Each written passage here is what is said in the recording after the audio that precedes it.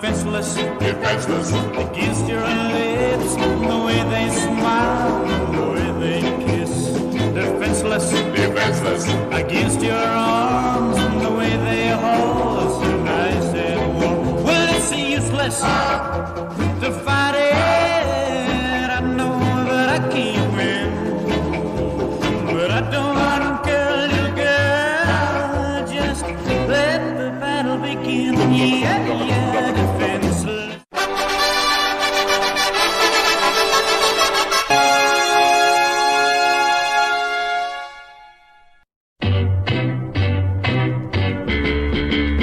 No need to worry about nothing. No need to worry about. No need to worry, you see. No need to worry, you see. All you gotta do is turn down the lights and sit around and talk.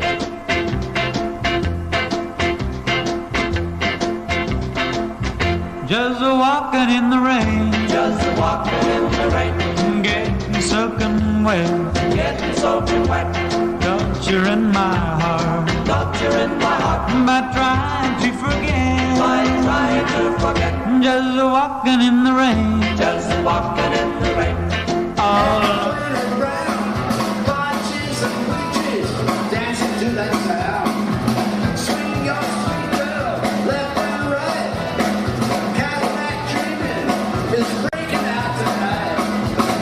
If there's one thing someone truly loves, see.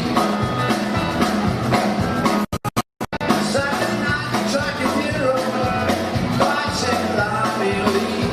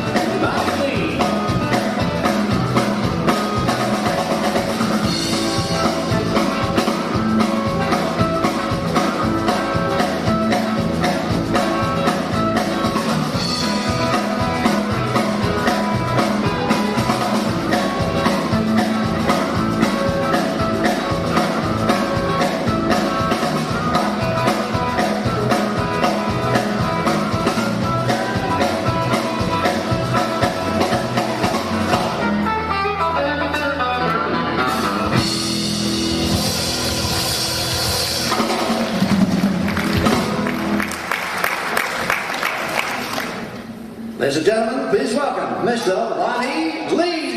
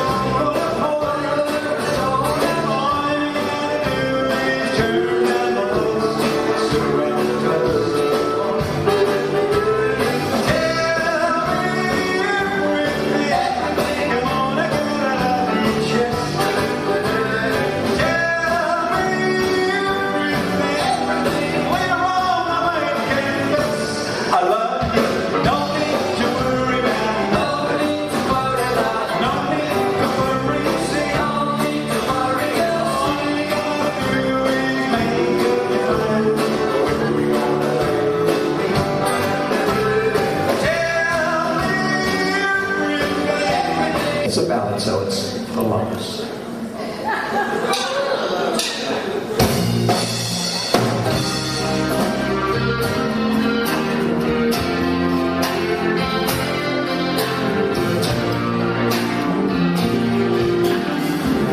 You ask me, did my love hurt me?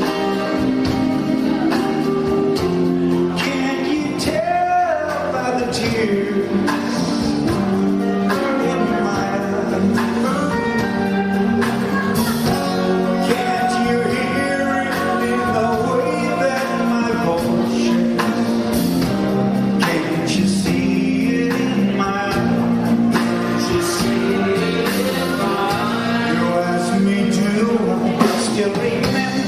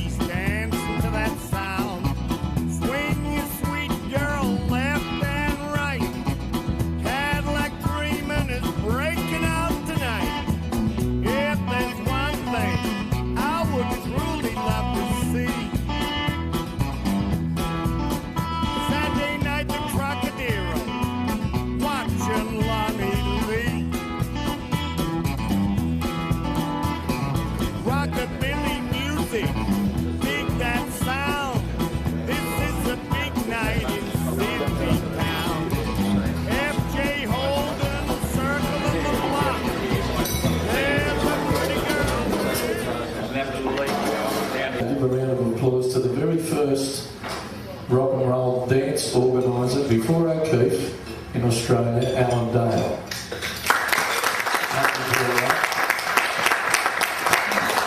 Now we've got to sing because he just had his birthday yesterday, the day before. He's 103. Happy birthday to you. Happy birthday to you. Happy birthday, dear Alan. Happy birthday to you. Yeah, there you go, mate. And he gets all embarrassed because he pushes everyone else's barrow but his own. When the rock and roll industry went through a real bad time after the few short years of its heyday. Everything only lasts a couple of years, right? And if you're not on top, as Lonnie said to me the other week on the phone, if you haven't got a record on top of the hit parade, you're not eating. But, so nobody wanted to know. Alan pulled so many guys out of retirement to do the Johnny O'Keefe Memorial Show, which found a lot of work for all of our older stars at the time that weren't working, right? And even though he used to be fierce competition with O'Keefe for the dancers, which if we've got time, I thought we need to tell you about that, he's the best.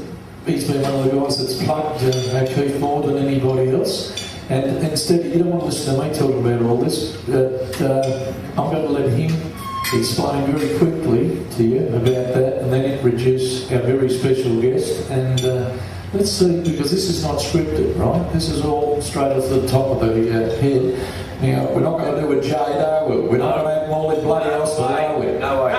No, I made the mistake yesterday of introducing Jade, and I said, Jade, you had a semi-hit, actually it was a big thing you really recorded, Down in the Riverina. Now, how did that happen? And an hour later, we still didn't know. And to this minute, we still don't know. That was great. He had a 2-hour, he gave everybody a 2-hour sermon.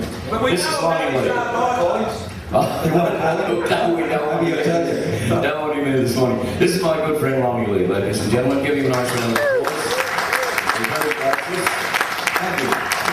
Coming along this morning because he worked last night at Seagulls and did a big show there. He was the top of the bill there last night and it was a wonderful night. But let's just paint a little bit of background really quickly and then we'll move right on to Lonnie because it's his morning. What happened was way back in the year 1956, in November of that year, onto our screens came Blackboard Jungle. And when I saw that movie, I'd previously been singing with dance bands. And I thought, hello, this new music, this rock around the clock, I've got to get into this. So I formed a band that was exactly the same complement as Bill Haley and the Comets. And we rehearsed pretty badly there in the latter part of 1956. And in 1957, I opened a dance at the Maroubra Memorial Hall on the 6th of February in 1957. And I gave each of the guys in the band, I think they got 2 guineas each. That's how the door turned out, and that's what they got. I've still got it written down in the diary. And we went out and we bought some nice blue suits, because in those days, everyone in the rock and roll industry, as you saw from some of that old black and white footage, they were suits and ties, they were all well dressed, even up to the Beatles era. Everybody dressed nicely. Shame on those these days, they look as though they just walked off a garbage truck.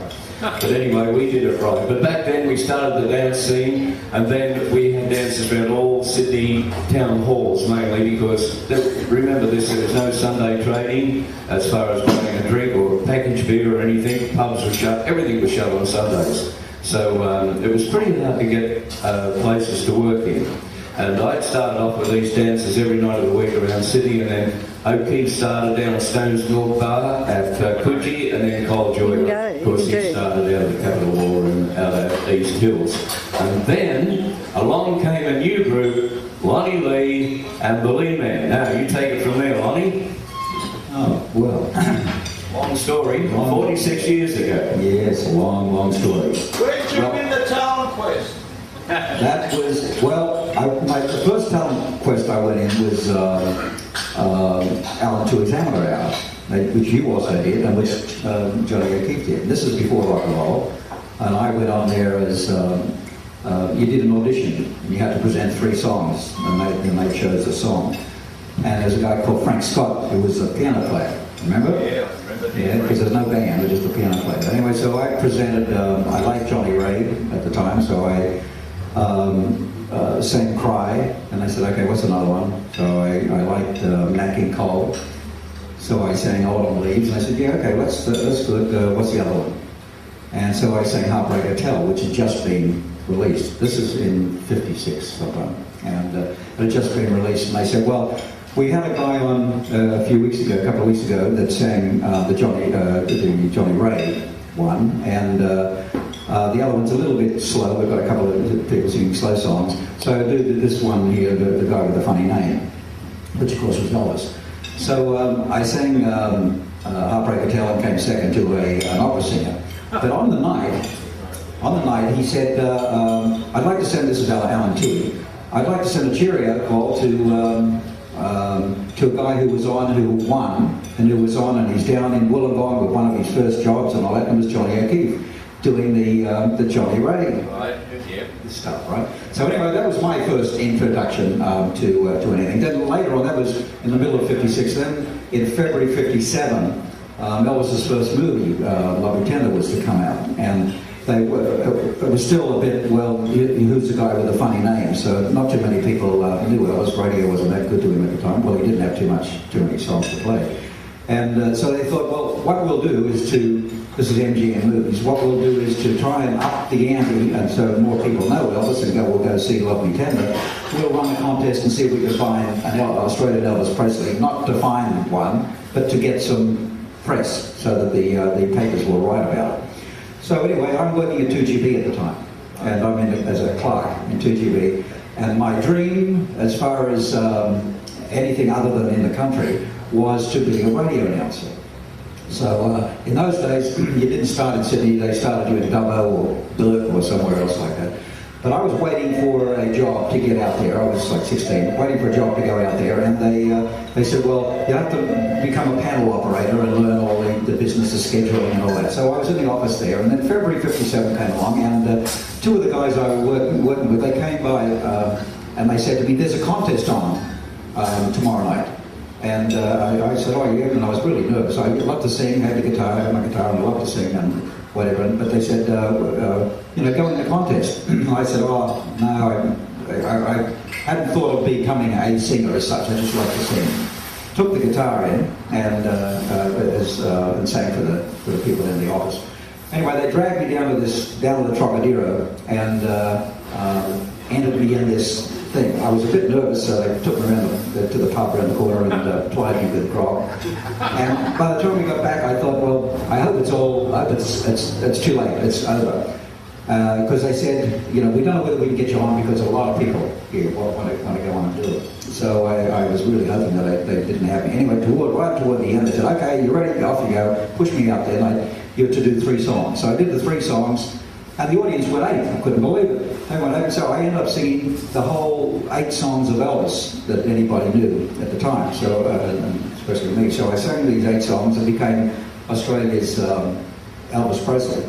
And the Sydney Sun wrote a big story, and at the time my mother was living at a place called Greenacre, which I think it was called East Bankstown at the time. So and up there, Clark, East Bankstown, Clark, now Australia's Elvis Presley or something. And to my knowledge, that was the first really big article in the Sydney paper about rock and roll, but that wasn't because of me, it was because of the Elvis stuff. But that started the whole thing. You talk about the talent contest. Then after that, I started getting little jobs. I formed while you were doing your stuff, I remember hearing about you over around the Pagewood area and all around over there. And I hadn't heard about the Jacobsons yet, although a little bit later on I did. Then I started a little trio, rockabilly trio, while you had the band, the House Rockers, but it was like a Bill Haley type combination. Bill Haley band. Yeah, you had that going. I started just a little trio, so there's myself and a guy called Billy Moster on guitar, and we didn't have drums in those days. A guy called Kenny Hands, we made a bass out of a tea chest. Remember that? And great sound, it's tremendous for rockabilly. So we had that, we did some shows around the place there doing that. I filled in for you one time. You were on vacation at Mawson's at Newtown.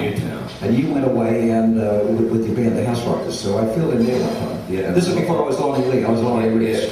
And I also gave you the Tempe Hotel. That's right. Yes, that's right. Yeah. Yeah, the Tempe Hotel.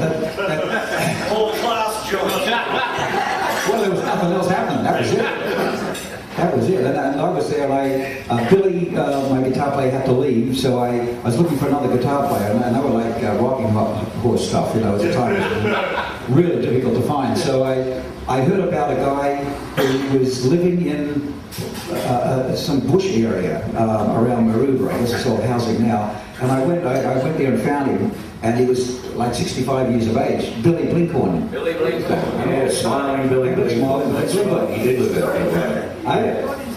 Yeah. So we joined my band. Well, the three of us again. So there's Billy Blinkhorn, who actually has got a history of his own. His big hit was "A Bird in a Gilded Cage," and he was Canadian. And he came out here originally to Australia with Bob Dyer. They were a duo, and they came out originally and did the Tivoli. Anyway, Bob Dyer, of course, became a big hit on radio. And when square dancing started in Sydney, Billy Blinkhorn was the best square dancer. Yes, a lot of money back then. Absolutely, yeah. So he was really pretty much retired, you know, but he liked me a lot. I was only a kid, you know, and so we did that, and then I was working in the bank, and they pulled me in one time because all the girls in the thing, I used to wear the light blue coat and the pink shirt and the white tie and all this, and non-conformist, of course. So anyway, the bank manager pulled me in one time and he said, "Well, listen, son, it's you got a big decision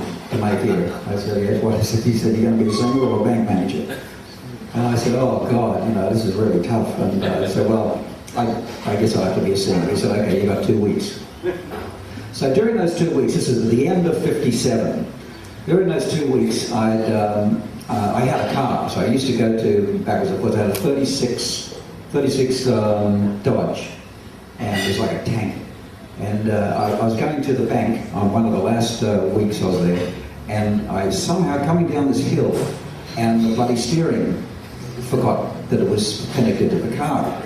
And so I'm screaming down there, and it's going like this, and I thought, "Oh shit, what's going to happen?" So I had the guitar in the back, and all I could think of was, "Oh God, the guitar." And somehow I jumped, I can't remember why I did this, but I jumped into the back seat of the car, and we're screaming down the hill. The car hit a pole, broke the pole, the telegraph pole, and the whole engine came straight through into the back seat. It would have been squashed, you know. Anyway, so I just got out of the back seat with my guitar and walked down the street. It was really strange. Anyway, my father, who was in the country, heard about this and he said, "This is what Sydney's about, son." Huh? So he pulled me back to the country. So I spent the whole of '58 out of Sydney, and so a place called Rowena, which is in between Walgett and Boree. My grandfather started a sheep property there in about 1908 and built the property in 1910, and so I was back there. So I used to sing around the dance halls as well, the woolsheds and stuff there, and with a band. And this will knock me out. I don't know whether any of you from the country, but there's a band that was really, really popular. They were the worst band in the world, but they were really, really popular only because I imagine there was no one else except them. And it was Frank Burke and his White Rose Orchestra. White Rose Orchestra. My God, there you go. He had a drum, a bass drum that was this tall. It was a Salvation Army one. You know, it was this tall. And then on the top, you had one little drum there, a cymbal, which is the big brass thing you see, was only this big. Then he had skulls. All over the go.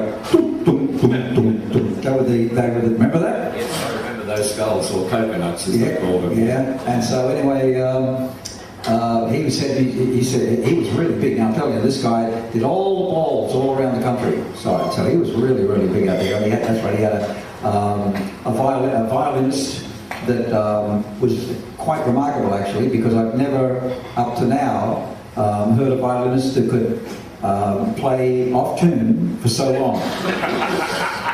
And so anyway, I know the tempo. You know it was all like a barn dance, right? That's it. All night. That's the Oh yeah, but it wasn't even as good as that. It was out of tune even. But anyway, so that I was doing stuff there while things were happening. While Alan's empire down in Sydney was getting more and more clubs and more places that, hotels at the time that you were doing, and of course Jock was going on, and then Jock got himself into Festival Records and conned his way into getting a contract there. And it started, and then Cold Joy started. Actually, well, they weren't the Joys. It was the Jacobson Trio. Yes, that's right. Yes, it was Kevin Jacobson Trio. Yeah. And then later on, then they decided, well, the lady, what was her name? The lady with the mystic, you know, cosmic lady. Oh, she was a deal song. On the tip, Dorothy or something? Yeah, from the cross. Yeah. She had black masses and all that stuff. Anyway, she came up with the name for Cold Joy. Rosalind Came up with the name for Cold Joy. And then then I came back in '59 and started. I was still Laurie Ricks, so I started Laurie Ricks and the Beatniks. Well, 6 o'clock rock would have been the thing. Yeah, that was at the end of '59, and that was the thing that really kicked me off. And how I got there, I had a fan club. A couple of young ladies from around Peakhurst area started a fan club for me, and so I was playing at a few of the little gigs around the place once again with my little band and little trio. And then she said to me, "Well, we know Johnny O'Keefe, or we know of Johnny or something like this." And so the next thing I know, she said, "We've made an appointment for you to go and see him at his house." So I trot over there. Now I remember O'Keefe because I did not the Elvis Presley thing, but I went in another. Because of the Elvis Presley thing, I won a night at the Trocadero with the Frank Coughlin band, and O'Keefe was a compere there. Built in 1931. Yeah, that's right. Beautiful. Absolutely. And they ripped it down because of greed. Left a hole in the ground. Yeah, bloody disgraceful. And anyway, so I met Jock prior to this, and had just set himself up.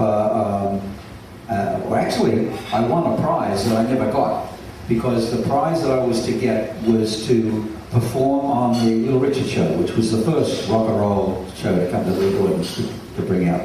And it turned out that well, long story I won't go into, but it turned out there was another girl that was on this thing from Perth. There's a girl Elvis sort of singer, and she got the job, and I didn't get the job because I guess I didn't wear a frock. I was I think that was it. Yeah. And she did that thing, and but it sort of went on. She said, "Well, what can I just say? That would spread my name more." Then a guy called Alan Heffernan, beautiful man that lives just up here. He's up on the wall. Next to life. Oh, there he is. Yeah. That's right. Good job. Yeah. Well, Alan lives up here. He's a very old gentleman now, and he was Lee Gordon's right-hand man. And he came and offered me. He said, "Would you like to? We're hearing just so much stuff about you. Would you like to record?" And I said, "Geez, of course I'd like to record." You know, I tried with the festival and they rejected me with the band, not because they didn't like me, but they said, "We've got enough people." They had Joy at the time and Jock. Yeah. And so they said, "You know, we don't want any more." And so that was it. And then I went and I had my band, and we recorded an album called "This Is Lonnie Lee." That was my first thing. And then because that went well, he came to me and he said, "You want to do a single?" And so I picked out "Shame on You, Miss Johnson," which is the same guy who wrote "Do You Want to Dance?" That song. And so I really liked the song, so I decided to do that. So I turned up at the rehearsal above Woolworths in King's Cross, the ABC studios, you know that. And so we were there rehearsing and did the song, and then Jock came by. He wasn't there. He came by and he said, "Oh, yeah, what's it sound like? What's the song?" I said, "That sounds great to me, you know." So he listened to the song and said, "Yes, tremendous. Okay, what's the other one?" And of course, I still today, I don't know how this happened, but somehow I didn't turn up with 2 songs. You know, I was invited to do a record, a song. So I just took one song. And so yeah, I took one side. So he said, what else do you want to record? And I, for the life of me, my bloody brain went blank and I couldn't think of anything at all to record. So he said, "Okay, well, if you feel like writing something?" I said, "Yeah, sure." Okay, so we sat down at the piano, 20 minutes, we ended up with "Ain't It So." And then that was the song that actually started my whole career. Lonnie, So was it wasn't your first appearance on 6 O'Clock Rock? No. But it was your first record release. Yeah. Ron, would you like to... What do you got up there, haven't you? Yeah, we got it. Holy moly. There it is. We'll feed it in. Because what you've got to realise here, folks, is although 6 O'Clock Rock ran from the 28th of February 1959, ran for 2 years, there's only 1 hour and a quarter of footage of it left. And Now it's got the bloody lot. No, not only got that, I've got everything else, but you pull a dinosaur out of your head and off. That's Ernie Wilson. Now look at this. Here we go. Oh, Jesus, look at the kid.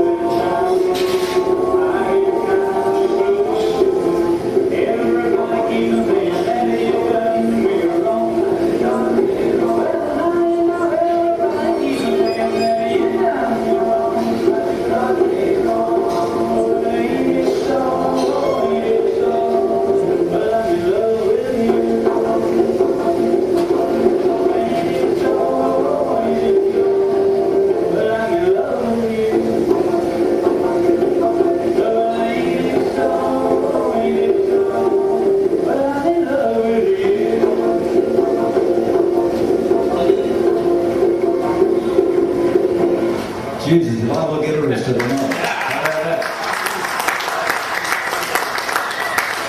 There you go. You're up good looking. You know, one of those guys. Spark as the girls say. What do you think of the girls in the petticoats? Dancing, yeah. And that was, you didn't mind that? Yeah, didn't mind it either. No, it's the same. No. Same one. Yeah, because after that we seemed to get into that rock and miming situation. Yeah, well, that was bandstand because they record it on the Tuesday or Wednesday, and then by the Saturday you'd have to try and remember how you sang it, so you could lip sing it properly, because that's how that started. But 6 O'Clock Rock was always live like that. Yeah, it was great fun. Now, I've got to tell you this, 6 O'Clock Rock ran for 2 years, and I used to conduct a popularity poll all the time. People would write in and vote for their favourite person. And there were so many people appeared on it and made their careers out of 6 O'Clock Rock, there's no doubt about that. But this fellow at that time, although Johnny O'Keefe was big and he was the compere of the show, he had complete control, Lonnie Lee polled more votes and got more fan mail than Jock ever saw. And that is true, that's well documented, isn't it? And Yeah, that's a feather in your cap. Yeah, well, I don't know, feather, it just, I guess just something happened. But I was really surprised because I didn't learn this until recently, until I'd come back from living in America. And they showed me, they found a desk or something that would have been at the ABC with all the archives and stuff in it, as you know. And on there was a sheet of paper and it had the results of this poll from November or something, 1960 or 61, whatever. And sure enough, I'm up the top there. I was amazed. And Barry Stanton was there too, wasn't he? Yeah, Barry. Up there somewhere, yeah. I think myself, then Jock, then I think maybe Barry. How many hits did you have in that legal section there? The whole area. 59 to 60, right? Right. I had 8 songs that went to number 1. Right. Now, that was national, because in those days it was national. There's some books out these days. There's one book out called I think it's called the Top 40, but it's about 2UE. But there wasn't one station that had the only hit parade that ran all the way through. There were lots of stations, as you know, that had their own concurrent album to it. That's right. 2SM had one at one stage. 2GB had one, which is a really good one at one time. 2SM, and so they're all different things. 2UE was in flavour for it sometimes, and yet even though it wasn't in flavour, it still had the top 40 going. But you didn't really. You may have been number 1 on 2GB, which is a major station, and you may have been like number whatever on the other stations. Then of course there was Melbourne. They had their own stuff in Brisbane or whatever. But altogether, I had 8 number 1s, and 5 of them went gold. I found New Love went double gold, according to Nat Bickner, who told me who wrote it. And so I was really, really lucky at that time. You know, they were great songs. They were all great songs. You know, and I spent a lot of time trying to get them right. You know, I always had good musicians around me, which is really, really important. Same as your House Rockers were just absolutely brilliant. They were the best band at the time. It was just great stuff. So I was always went out to try and have musicians that were as good as I could, and that's right up to today as well. The guys that I've got today in the Lehman are tremendous. They're absolute perfect musicians. They throw anything in front of them and they read it absolutely perfectly. That's why they can back anybody. Let me interrupt you before we lose the last one. I want to point out, and I want to stay there with the bands, move into guitar players, so I brought that down to say so. But there's a point here, folks, that he's quite humble about this, but when you think about it, between late 59 and I think early 61, bugger a couple of months, doesn't matter, he had more hits than Johnny O'Keefe and Cole Joy combined. And he's never got the recognition for that, really, has it, when you think of that? Nobody's ever said, oh, well, and that's not taken away from him, but that's something very unique with this man, and I'm a guitar player, right, and one thing that he just said, the last thing he said, Lonnie is fighting now, he won't go on work, he forgoes a lot of jobs because he won't work without a band and he won't work with crap players.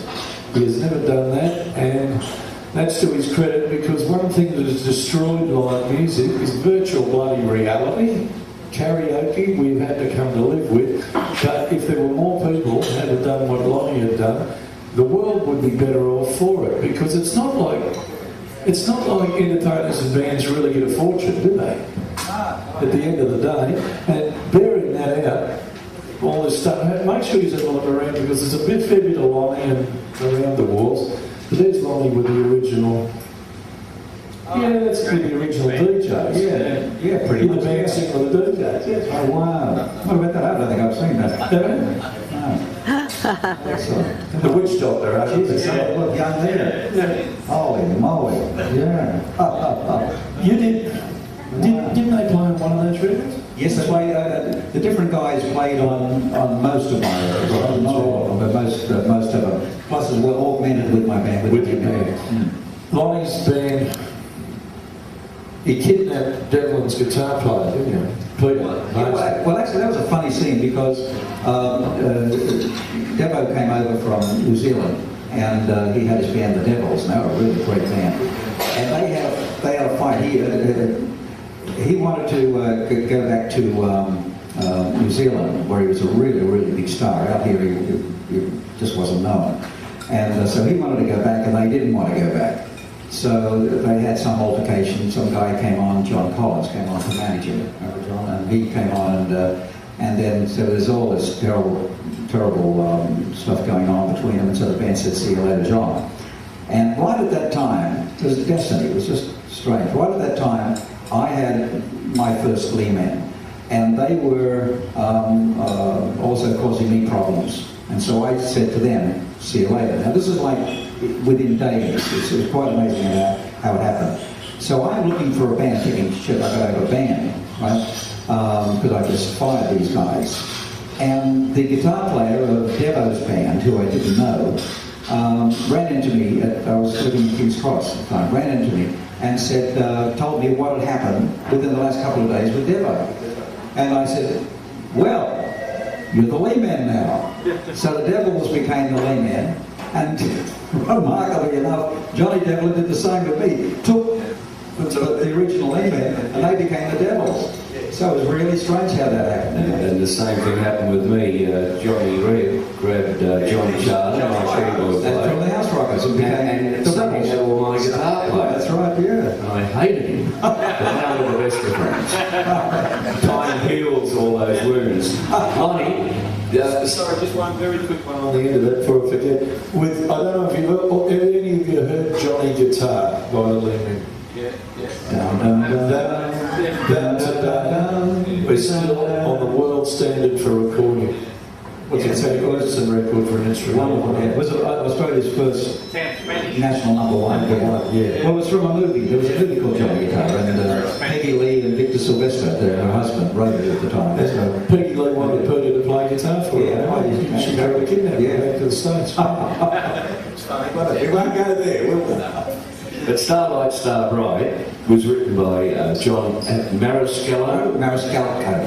Mariscalco. Right. Mariscalco. Okay. Now, Lonnie's Good just Italian voice. released a new single, which is a beautiful song. It really is. It's one of those ones you hear it once and you can't get it out of your mind. You know, you'll be driving the car and it'll still be there. The themes. Yeah, it's one of those. It's called a good hook. We look for those hooks. Yeah. And the surprising thing is, the guy that wrote Starlight also wrote Little Richard things. Rip It Up. Yeah, Good Night, Molly, Ready Teddy. Yes. And some beautiful ballads. Well, there's a song, I keep forgetting the name of the thing, but it's Good Night, My Love. Da, da, da, da, da. Huh? Good Night, no, Is it Good Night, Sweetheart? Anyone know the title of it? Good Night, My Love. Da, da, da, da, da. You know it? Oh, every song. Phrases.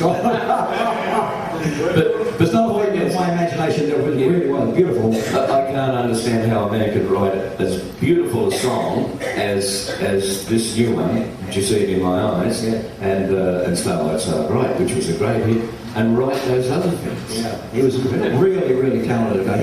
He went on after Starlight Starbright and then Rip It Up and Really Teddy and all that he did for Elvis, and he wrote a lot also for Fats Domino.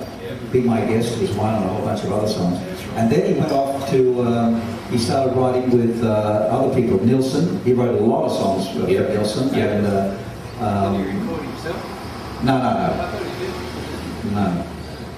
No. Well, he didn't record as a recording artist. They may have got something to record, but he wasn't a singer. He was a pure songwriter. I was just talking about footage from old black and white television shows, etc.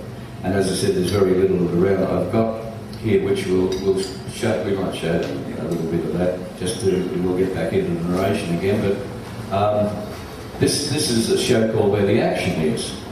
And what happened there? Johnny O'Keefe, of course, he had 6 o'clock rock, then the Johnny O'Keefe show, sing, and then nobody wanted him, and he went on to do Where the Action Is. Now, yeah, before we play this, what I asked you was, you were very close to this.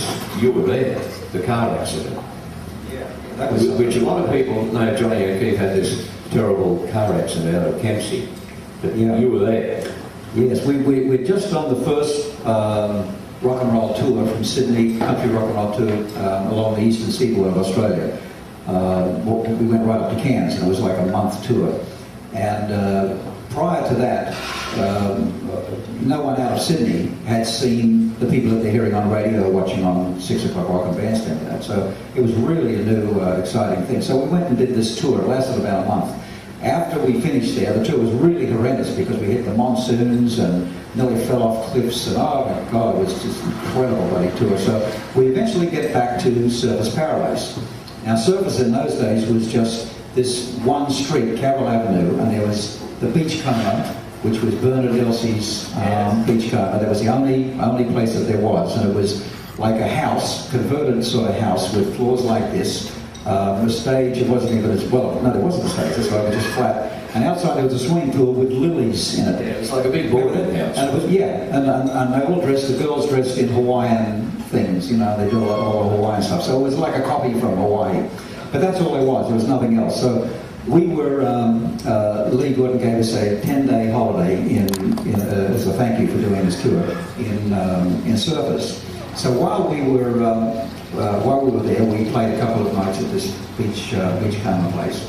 And then when it was up, I had my car there, and John had his car there. And so we decided to drive back to Sydney, whereas the other guys were going back on the bus. So I was in my car with one of my guitarists and who else? And Lou Cash.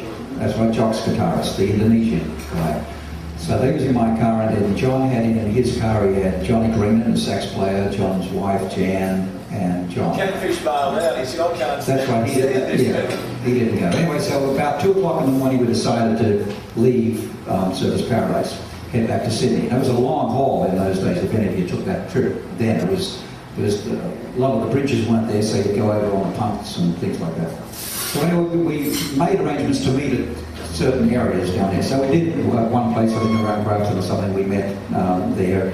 It was very dark at night. And then we said, okay, we'll meet at the punt at Kempsey, just before Kempsey on the river at Kempsey. There was a place there where you could get gas and also have breakfast. So we said, okay, we'll meet there and have breakfast. Somehow John sped through faster than me, and we got in about 20 minutes after he was there. And we got into Sawyer's car park there, and so we drove in, and they were just finishing breakfast. And so he said, well, look, we won't wait, we'll go on, then we'll see you down the track. So I said, okay, so we ordered breakfast. He caught the ferry over, and the next ferry was like half an hour or something, 45 minutes, and then we caught that. So as we're going on the Sydney side of this river near Kempsey, about 30 miles out of Kempsey, or 13 miles out of Kempsey, was sort of just a little bit out, on this really straight road, and it was just a really thin road. You could just get 2 cars on, one going one way, one going the other, and with the table drain going like this. And I saw this red thing on the left, and I said to the guys, Jesus, looks like a plane has crashed, because there was this big thing sticking up in the air like this. And as we got closer, I realised it was Jock's car, and it had crashed at the end, and there was a big truck full of gravel there, and it was in the middle of the road. So he'd come along like this. The truck it hit on the fender, just the driver's side fender, and then pushed it down there. The ambulance had come, so it happened maybe like half an hour. It was near a little farm, so they just come, and we saw the bodies there, and they put them into the ambulance, and we were trying to work out, is anyone dead? And one said, yeah, 2 of them are dead, and there's one alive, and we thought, oh Christ, who was who? And they did sped off, so we still didn't know. So I'm wandering around the car and getting personal things out of the car. And Lou Cash said, he's got some marijuana. And I said, well, shit, where is it? Where would it be? So he said, I think he put it in a hubcap. So I took the hubcap off the left front there, and sure enough, there was a tiny little bag of pot, and so I took that before the police came. And then we went into the hospital, into Kempsey Hospital, and we said, who died? And he said, no one died, but they were really, really messed up. And so I said, what about Johnny O'Keefe? And they said, well, yes, he's unconscious, and she was pretty bad as well. And so I called his mum, John's mum, who I knew very, very well, and wrote the news to her, and then we left to go back to Sydney after about an hour. But that accident was the thing that tipped Jock over, because not so much the accident itself, but he was very, very greatly disfigured. And in those days, cosmetic surgery wasn't like it is now, where it was just everywhere. It was only 1 or 2 people that did it, and it was very, very hard to do. So they got his face back pretty good, but psychologically, it really did a trip. And then on top of that, the drugs that they gave him for the pain, really started him on this long haul. The similar sort of thing to Elvis, just got him addicted. The drugs were just so terribly strong.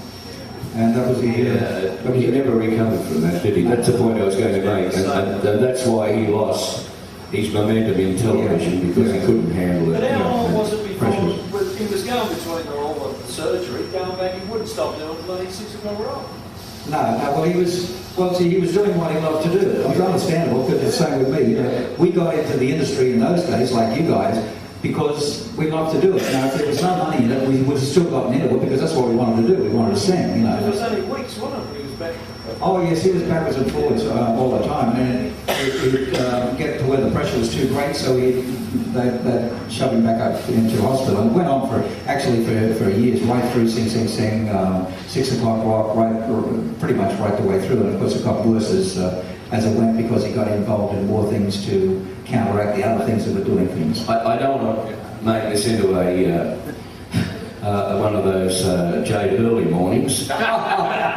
Getting down, Hang on, explain to them what we tend to forget. They got no idea what we're talking about. This is yesterday morning, we had Jade here. Jade here, and he started... You know Jade Early? Yeah, he got onto the Oak-Key thing, and then he started on that, and how he... We're all nearly dying. Yeah, how he had to clean him up in a motel, and it got worse and worse and worse and worse, and we were all nearly in tears. But the aftermath of that accident, and a lot of people don't know, Johnny Green and his wife, who was in the back seat, she had a miscarriage. They got back to Sydney, and a couple of years later, she died. And he, Johnny Greenman, the sax player with the DJs, he was left with a couple of children, and one of the little girls was walking down the back steps and fell over and hit her head, and she died. So it was a tragic time, wasn't it, the whole thing that happened there. Look, what we wanted to do while I was talking about it was just to brighten things up for a minute, and we'll get back to talking to Lonnie. I just wanted to show you a clip here of Oak-Key playing for one of his...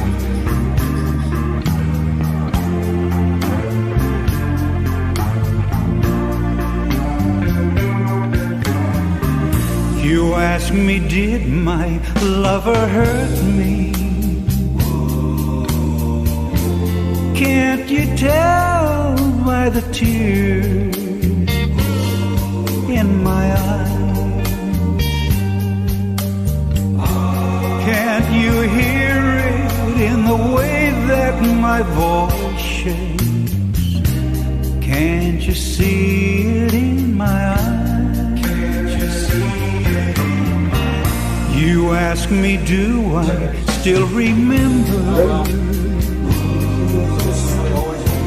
how she held One story I heard, me Ron told me that they had health insurance that Hafkin had set up for them. And when just about the same time that all the stuff went down, Rod had taken his wife in the hospital for some major kind of surgery, and found out that Ron had cut off the health insurance. Oh, how could you possibly do that? Oh, jeez. Oh, mercy. Oh, dear. Yeah, I got one in them, but it don't sound as good. You need to dump some sounds over this way. I need to go check. You've never read the manual. That's because you've never read the manual. All the equipment I got over there, I've got a whole stack of manuals. I've never read none of them. Indispensable. Oh yeah, gotta have that. Just the first page. Switch on, switch off. Oh, well, sometimes it's You all right here, Skip? Yeah, I'm just waiting on both times.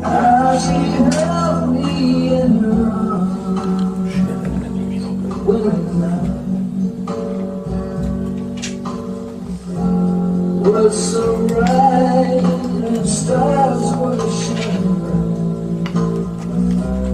Can't you see it in my eyes?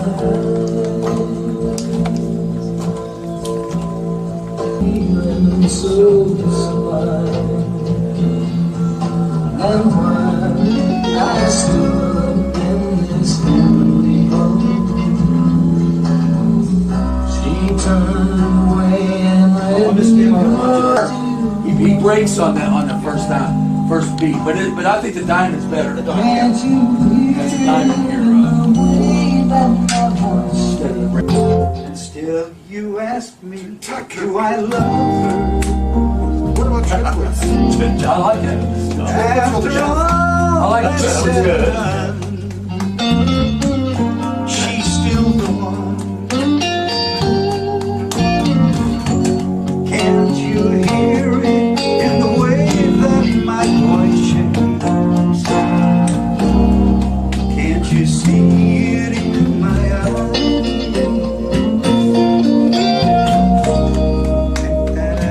Oh, that's right, because we're going back into that repeat then. So if I guess no, if I think, forget the solo, might make it too long with the solo. I mean nothing. Well, we haven't even got to the solo yet. Yeah, we haven't even Yeah. got to the song. Okay. That's when you had a double still- take. we were Hey, still this 1, 2, 3. this change in the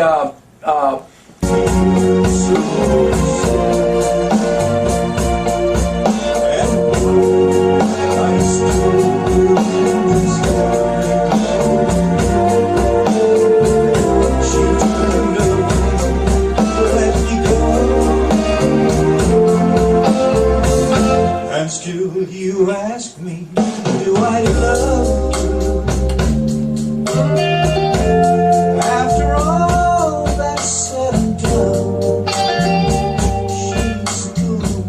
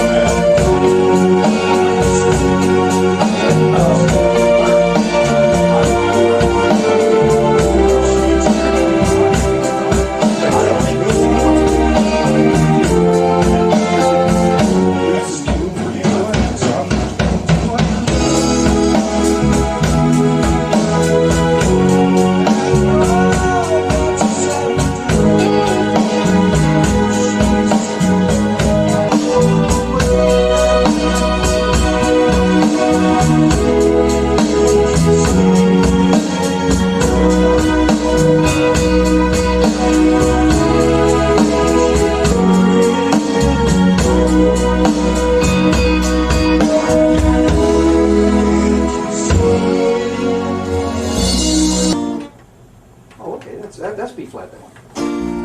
But what she was doing, huh? No, she was in C. Oh, she wasn't serious. Who made the rules? Okay. Who made the rules? What's it? I want to shake up. Said I couldn't do that. Oh, baby, who made the rules? I want to break. Who said I couldn't do that? Better sign. I'm coming through, baby. Hey Ed, come down to the minor chord now. You want to stay in the one chord? One chord. Ed, you hear that? Yeah. I'm coming through, baby. On the blues. Said I couldn't. Now, see, I wanted different there. I wanted to stop and then. Yeah, we got it on. It's on the music. We'll be all right.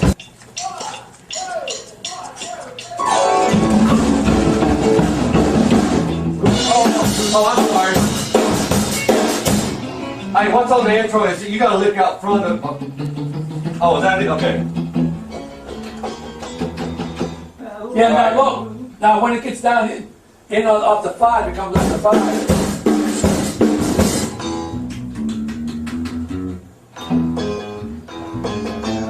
No, off the 5 chord.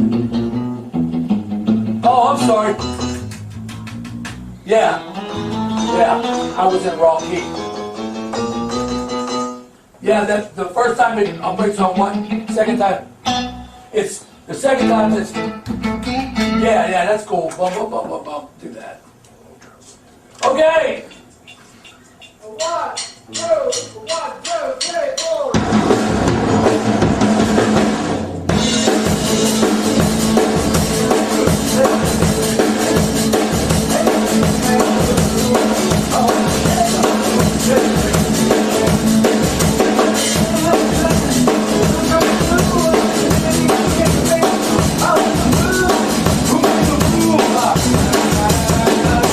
I couldn't do that.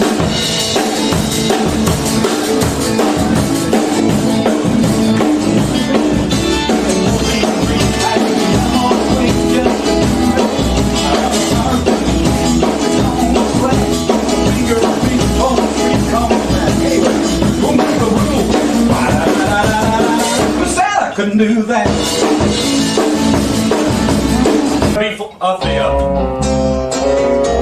Which one you want? It sounds better to me to do three flat, 2. Alright. Yeah, you gonna hold that last bit? Yeah. Da da da da. Right. So it's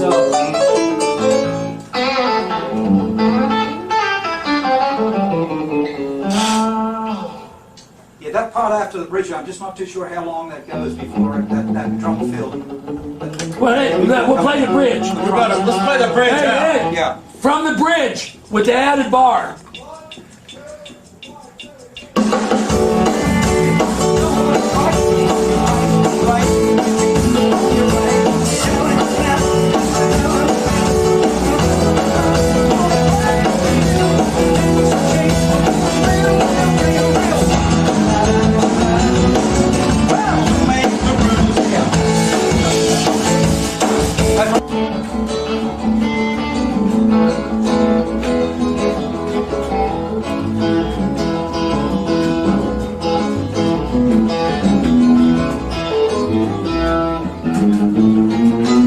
That's weird, man.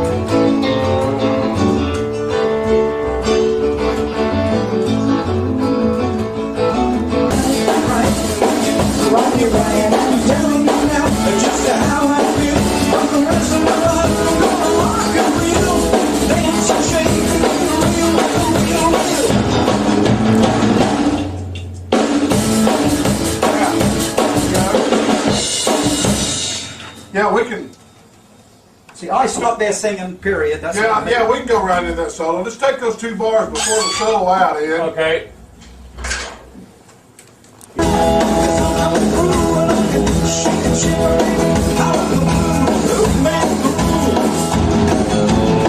Sad I couldn't do that.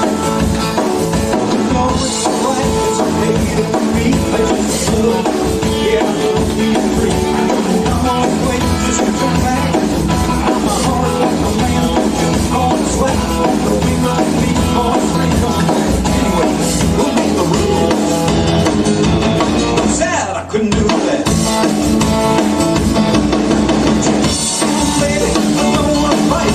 You're right. You're right. I'm telling you now, that's just how I feel. For the rest of my life, I'm gonna ride for you. There's some shade to be real.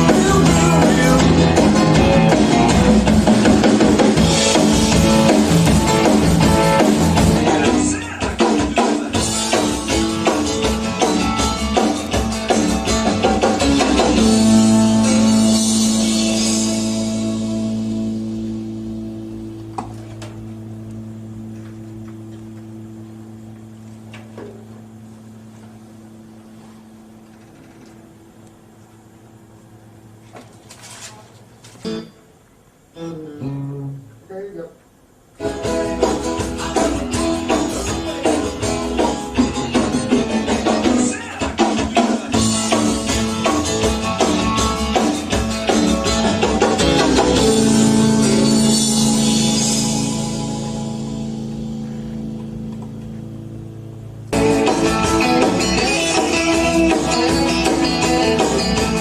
I need a little more of this. I'm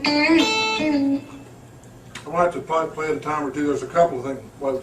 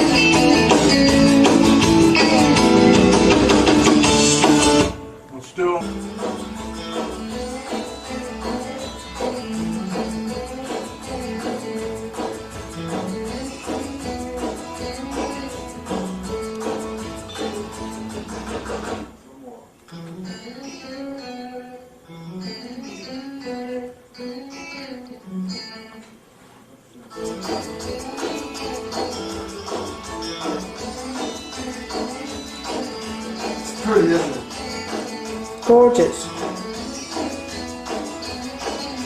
And the one thing you want to watch out for is crisscross-itis. Everybody gets like this. Yeah. And so you got to be able to bring this back. Little kids. Right. So you got to. Yeah. Then everything is right here, Right. and then everything. Yeah. Right there. It's cool. No criss.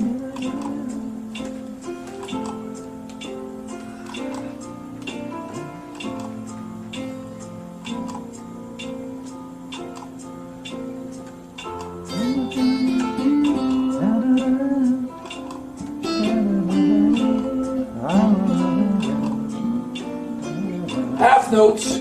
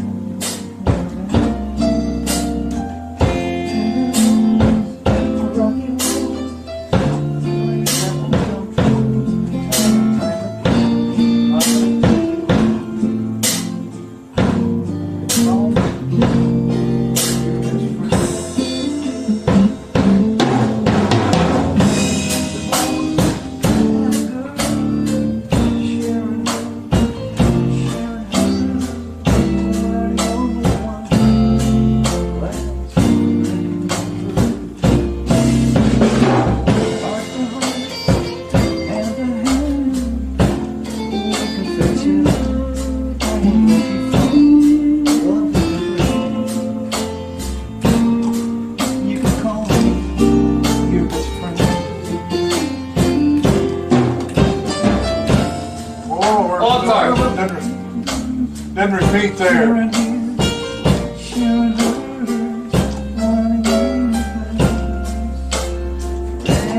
Retard.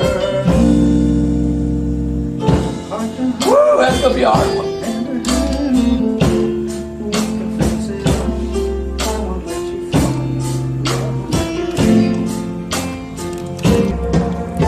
Now, when add some high strings too, we got the black. I can add another part.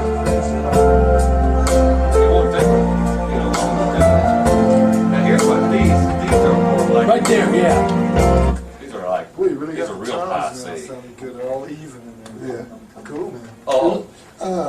Bob? That's right, yeah, Yeah. they're really up there, aren't You they? got me in? I can play it down here. Sure. Be great. I'll tell you what, You know, I mean, we could add another. after the tom pickup, We could add another part. it's the, Beautiful. Cool. Oh, did I bring my lipstick? I hope I did.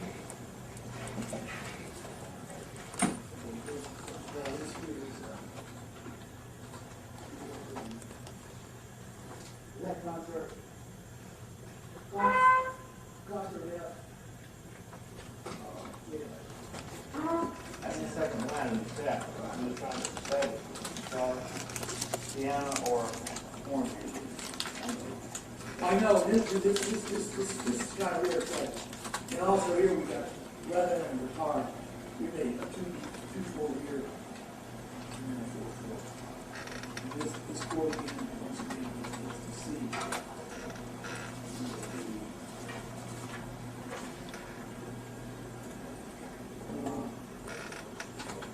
It's okay.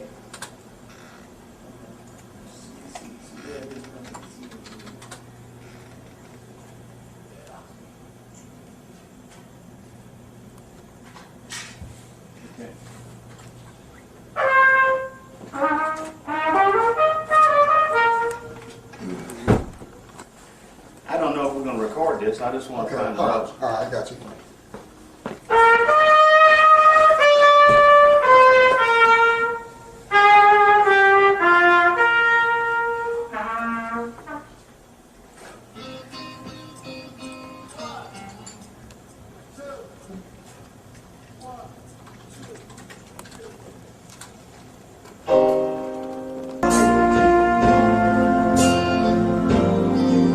Here it is.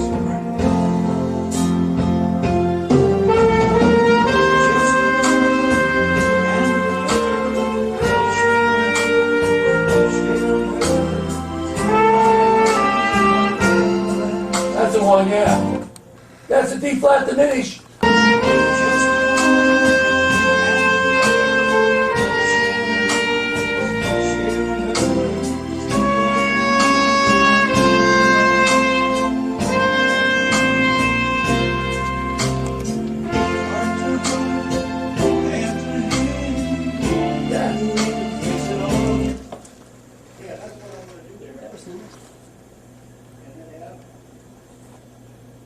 I'm not sure where that's at. Oh, the D flat, yeah.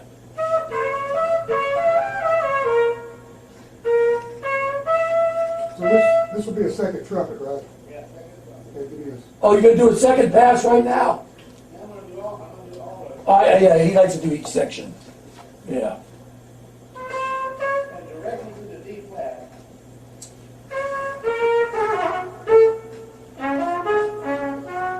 Okay. Here we go.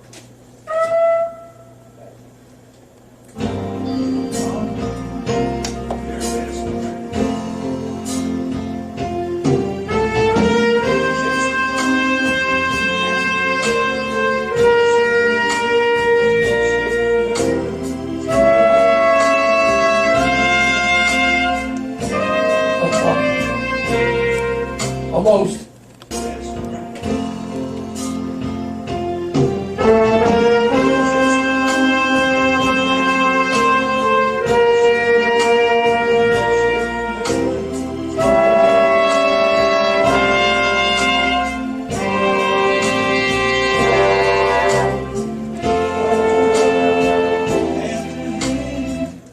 We gotta get the diminished chord sounded wrong.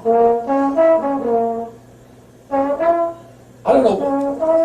Can we punch it in right there, or just do the whole thing? Huh? Yeah, G, yeah. It's actually yeah. You can play the G, and you can either go down to the F, or go up to the A. G, A, and then and right up to the B flat for the last bar. And B flat in the last bar? Yeah, yeah. Okay. So I'm going to play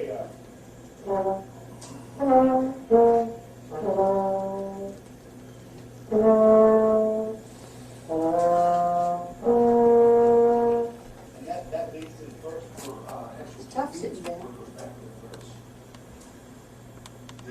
the D flat diminished, and then the C chord with the C in the bass to fill out two more. Yeah, it's a G bass, yeah, and it's a the G chord with the C in the bass, yeah. Okay. It's all out, it's like a 6/4 bar there. Well, let's just do it again then. Starting with the trumpet, 2 passes. And you know, here's the thing, even the end is different because there's a retard on the end of the F. I'll probably just play the last chord. Or maybe I'll play that whole descending line in the last verse. We don't want to do the second bridge now? Yeah, let's do the second bridge. Okay, this is the studio where Lonnie just recorded a song written by John Mariscalco called Can't You See It in My Eyes. He recorded Little Fees, Who Made the Rules, and he recorded a song by Wayne Jackson, co-written by another guy. I can't think who the other guy is, but it's a beautiful song, and Wayne's just finished putting the horns on it, French horn, trombone and trumpet, and this is the studio backyard. Actually, it's just so pretty, and the guy this is what basically backyards are like here, and we don't see this in Australia. We just don't see it.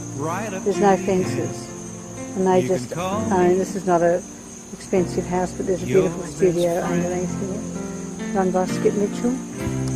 And Bob Babbitt's car. Bob played with the Funk Brothers, and he's been doing this session with us, organising the guys. He's basically the best bass player around. Played with Robert Palmer for 15 years.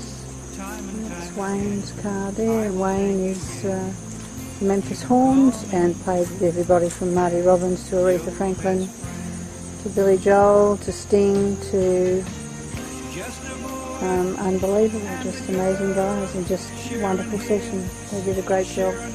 So this is the yard and it's just so beautiful. They own from here to the house across the creek and just up there a little bit further. So, and funnily enough, it smells a bit like India. But I think that's because it's sort of damp, humid weather, damp and humid. Very pretty, very pretty. And it's about 4 o'clock in the afternoon on September the 11th of May. Sharing his, sharing hers, learning only one thing lasts forever.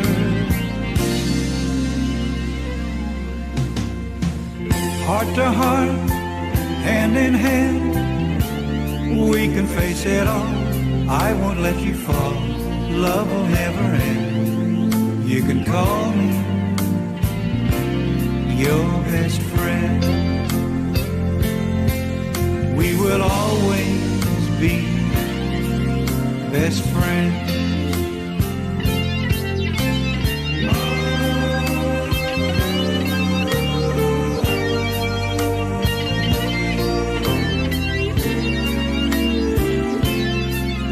We will always be best friends.